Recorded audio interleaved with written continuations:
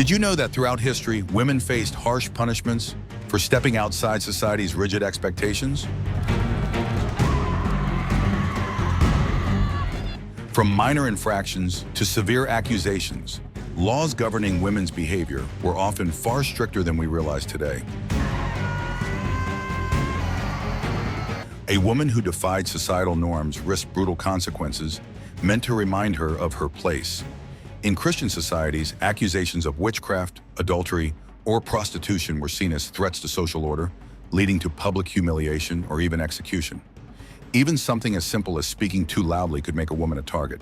While the tools of punishment have evolved over time, the reasons behind them, whether accusations of witchcraft, promiscuity, or defiance, have disturbingly remained the same. Amputation. Throughout history, punishment has often been severe and unrelenting, with few methods as brutal and permanent as amputation. Unlike more complex forms of torture, amputation served as a straightforward yet devastating means of marking an individual's crime for life. A particularly haunting example comes from ancient China, where the remains of a woman dating back over 3,000 years were discovered with her feet removed. This suggests she may have been subjected to yue, a form of punishment used for over 500 offenses, ranging from theft to deceit. Amputation in this case was not only a source of intense physical pain, but also a visible, lifelong symbol of disgrace that could not be erased. However, amputation as punishment wasn't confined to China. Ancient Egypt and the Byzantine Empire employed a particularly cruel form known as rhinotomy, the removal of the nose, most commonly inflicted upon women accused of adultery. This gruesome act was intended to humiliate and permanently disfigure, serving as a social punishment that marked the victim's transgression for the rest of her life. While this punishment was sometimes meted out for other crimes, it was disproportionately used against women, reinforcing a system of social control. In contrast, men accused of the same crime often faced far lighter consequences, such as fines or public flogging, exposing the double standards that existed in ancient justice systems. Shrew's fiddle. In 16th and 17th century England, the word shrew wasn't just an insult, it was practically a sentence. A woman labeled as one was seen as loud, defiant, and unwilling to conform to the roles expected of her. Shakespeare even immortalized the term in The Taming of the Shrew, reinforcing the idea that a strong-willed woman needed to be subdued. But beyond literature, real-life punishments awaited those who refused to stay in their place. One particularly cruel method of discipline was the shrew's fiddle, used in medieval Germany and Austria. Despite its name, this device had nothing to do with music. Instead, it was a heavy wooden or metal contraption designed to restrain and humiliate its wearer. With a large opening for the neck and two smaller ones for the wrists, the device locked a woman's hands in front of her face, making movement nearly impossible. The purpose of the shrew's fiddle was both physical and psychological. It restricted women's freedom, making simple tasks like eating or defending themselves difficult, while also publicly shaming them. In some cases, two women accused of quarreling were fastened into the same device, forcing them to face each other until they resolved their conflict. Variations of this punishment weren't limited to Europe. Similar restraint devices have been documented in Denmark, Japan, Iran, and even ancient Rome. Though the shrew's fiddle is now a relic of the past, the idea of controlling and silencing women through punishment has persisted in different ways throughout history. While the tools may have changed, the fight against oppression remains very much alive. Pricking and scratching. Witch hunts in 16th and 17th century England and Scotland were brutal, but not all methods of identifying witches involved dramatic trials or burnings at the stake. Some techniques were far more insidious, like pricking, a cruel practice used to prove someone was a witch. During this period, it was widely believed that witches bore a devil's mark, a mole, scar, or blemish that was supposedly given to them by the devil himself.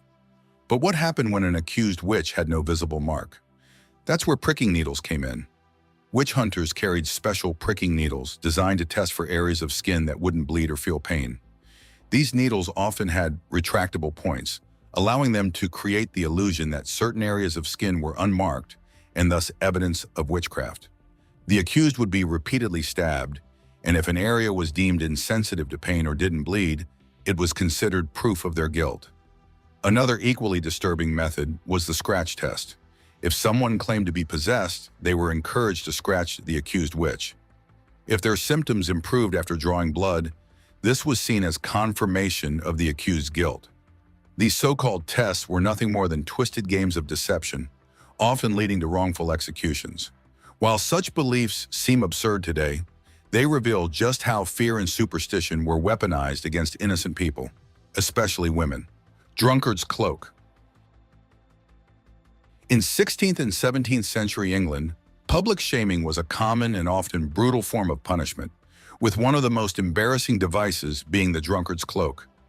Initially designed to punish individuals for public intoxication, it was also wielded against women accused of sexual misconduct, an act that further cemented women's vulnerability to public humiliation. The drunkard's cloak was a simple yet effective tool of disgrace. It consisted of an empty beer or wine barrel, hollowed out to create an awkward, heavy garment. Holes were cut for the head and arms, forcing the person inside to bear its immense weight. But the discomfort wasn't just physical. The real penalty came from the humiliation that followed. Once trapped in this heavy, clumsy garment, the individual was paraded through town. As they walked, the crowd would jeer, mock, and sometimes even throw things at them.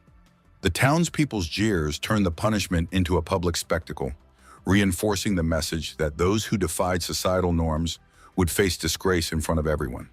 While the drunkard's cloak is long gone, its role in enforcing societal expectations through humiliation serves as a stark reminder of how behavior was policed in the past. Though methods of punishment have evolved over time, the use of public shaming to control morality, particularly for women, is a theme that remains relevant even today. The cloak's painful weight was not only physical, but symbolic, showing the lengths to which society would go to assert control over individuals' behavior. Marking and tattooing.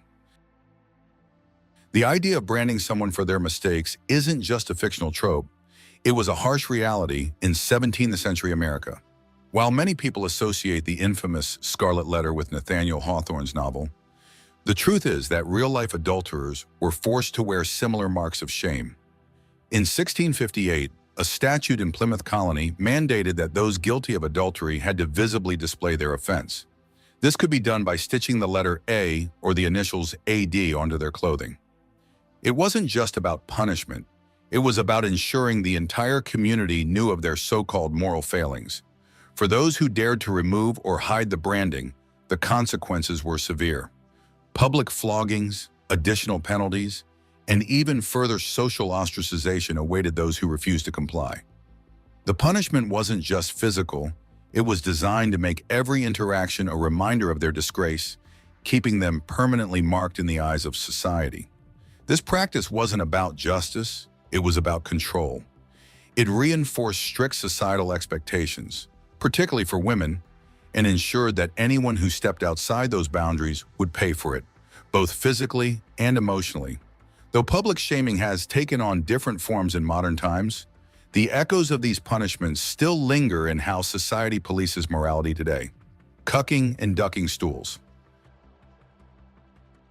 Back in the 13th and 17th centuries, England had some truly brutal ways of punishing those who stepped out of line, especially women. Two of the most infamous were the cucking stool and the ducking stool, both designed to humiliate and inflict suffering on those accused of witchcraft, prostitution, or general disorderly behavior. Though mostly used on women, they weren't exclusively reserved for them. The cucking stool was essentially a mobile punishment device, resembling a primitive toilet.